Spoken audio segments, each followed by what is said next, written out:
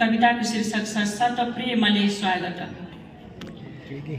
यो उद्गम बिन्दु तम धरा जन्मस्थली व्यासको, यो उद्गम बिन्दु तम धरा जन्मस्थली व्यासको, लेखे वेद यही बसेर मुनिले पूर्वीय संस्कारको, आमा सत्यवती पराशर पिता भारी तपस्यारत, यस्तो पुण्य थलो छयो तनहुमा सत प्रेमले स्वागत।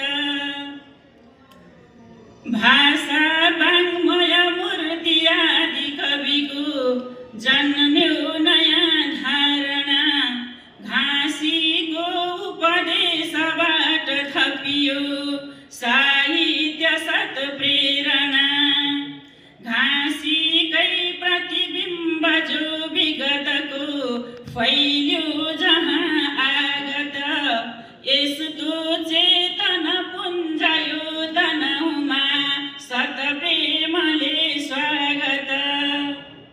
छिम्कालेक प्रसिद्ध सिद्ध नगरी सौन्दर्य बन्दीपुर, मानुङ मिरुलुङ गोटका चलचुदी रम्भा बसन्तीपुर, छाप्दी ढोर बराह पावन थलो छन् लोकमा चर्चित, यस्तो धार्मिक धाम यो तनहुमा सत प्रेमले स्वागत।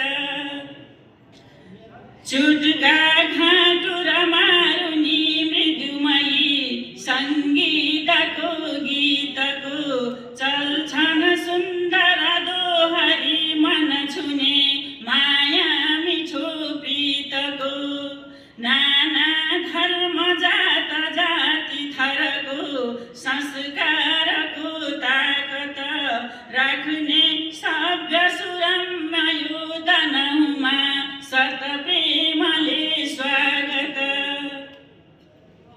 सागे फाट विशेष उर्वर जिमी ऐश्वर्य फल्ने गरा, दिन्छिन् धान मकै अनाज रसिली तोरी फुलेकी धरा, मिल्छन् प्राकृत जङ्गली रस सुधा सञ्जीवनी औषध, यस्तो उन्नत भव्य यो तनहुमा सत प्रेमले स्वागत।